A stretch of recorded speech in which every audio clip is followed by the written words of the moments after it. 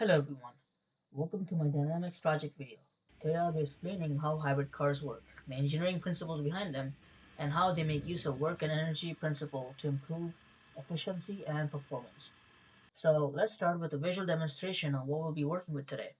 Here I have a 2-liter naturally aspirated inline 4-cylinder paired with its electric motor, and this is the Honda Accord Hybrid. Before I take this for a drive, let's talk about what is a hybrid car. A hybrid car is a vehicle that uses two power sources, an internal combustion engine and an electric motor. The internal combustion engine runs on gasoline or diesel, while the electric motor is powered by a battery pack. These two systems work together to reduce fuel consumption, lower emissions, and still provide the performance we expect from modern vehicles. The hybrid system intelligently switches between the engine, the motor, or both, depending on driving conditions, making it a smart and flexible solution. You'll see more about this upcoming in the video. Here's a picture of the power flow, which shows us how the power flow is managed within the car. This changes automatically for this hybrid according to our driving style. Here you can see the vehicle is on its electric motor while cruising during city speeds.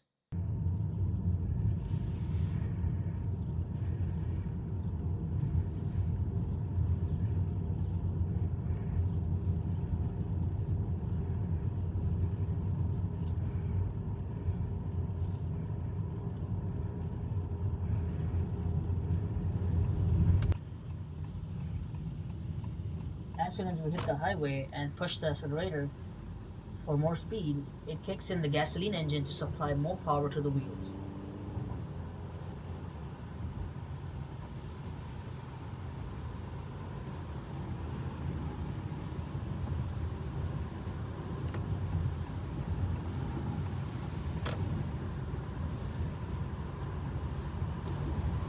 Once the engine power need stabilizes, the computer switches over to charging the engine while supplying power to the wheels.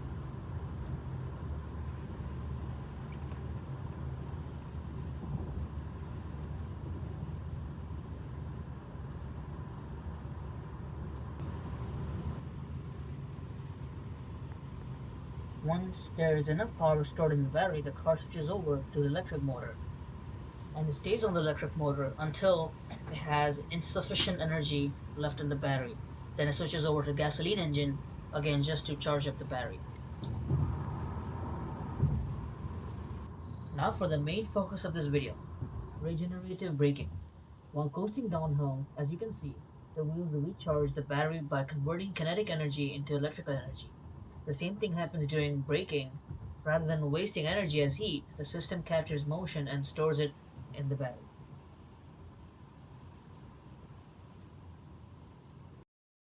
Now let's over to the more boring and the nerd stuff, and let's connect this to the subject of dynamics. I'm not gonna bore you with my yap because I know how short your attention span is. So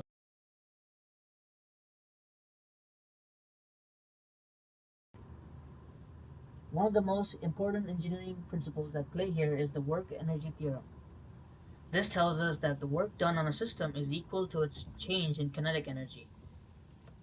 In the context of hybrid vehicles, this principle is especially relevant during acceleration and braking. When the car accelerates, energy from the fuel or battery is used to increase the car's kinetic energy. But what happens when the car slows down? Here's where regenerative braking comes in. In a conventional car, braking wastes energy as heat. But in a hybrid, regenerative braking allows us to recover some of that kinetic energy and convert it back into electrical energy, which is stored in battery for future use. The electric motor actually runs in reverse during braking, acting as a generator. This is one of the smartest ways hybrid systems take advantage of energy that would otherwise be lost. To better understand this, I created a simple simulation in MATLAB. I didn't want to make it, but I kinda had to, so here's more nerd stuff. Anyway, the code calculates how much energy a hybrid vehicle can recover while at braking at different speeds. In the first graph, we see how kinetic energy increases with speed, since kinetic energy depends on the square of velocity. The curve rises sharply. In the second graph, we factor in an energy recovery efficiency of a whopping 95.2%. This is something I found online. I'm not sure exactly what it is for the Honda Accord, but I believe this is accurate, and we can trust the source, hopefully. Anyway, and yeah, we can see how much of the energy can realistically be recaptured during braking. This demonstrates how effective regenerative braking can be, especially at higher speeds. Alright, so here's the written work for regen braking and how much gas we'll be saving. First things first, we'll be ignoring air resistance for this example because it's not real, just like her. But yeah, we have kinetic energy that's equal to 1/2 times mass times velocity squared. We got 1,582 kilograms, and that's converted to 3,487 in the freedom units. Same thing with velocity, 105 kilometers per hour to 65. 65 is the most efficient speed for the engine, where you get the most miles per gallon. So I'm going to use that for this example. So here's the math: 1/2 times the weight. Then I'm converting the units just to metric because, for the example and for sake of dynamics, we can't really use the freedom units. So that's the conversion. Do that, and you get 673 kilojoules. Then we calculate efficiency losses. I'm going to be using 95.2. As I mentioned earlier in the video, that's how much the efficiency recovery rate is, 95.2% for the Honda Accord. Oh, I'm not holding camera right. So ignore all the scratch outs because, I'm definitely not good at math. So here's what we get. With 95.2% recovery, we get a 640 kilojoules recovered just from 673. Then last but not least, we talk about how much gas we save. I'm sure this is the most important part of all of this. So we're going to be talking about energy recovery. We already have that. We need to find the mass of gas. We can look up energy density of gasoline. This is an equation I found online. And, mass cancels out. We don't need that. So it's basically E equals E times energy density of gasoline.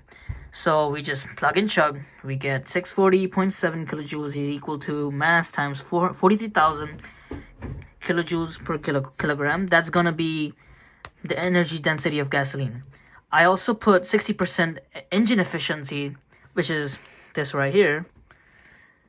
And with that calculation, we get 0.0248 kilograms of gas saved. I know this is a very small number, but over time this adds up.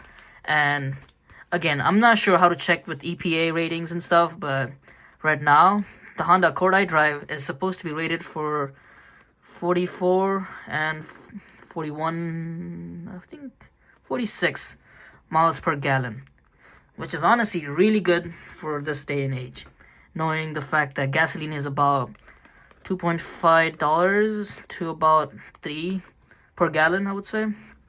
Yep. And yeah. So that's it. This only took me a few sleepless nights, but at the end, I hope it's worth it because now you know how hybrid engines work. Thank you very much for watching, and please like and subscribe. This is such a 2017 outro. Oh my god. Chimpanzini bananini, wa wa wa, bananucci, monkey monkey monkey uchi.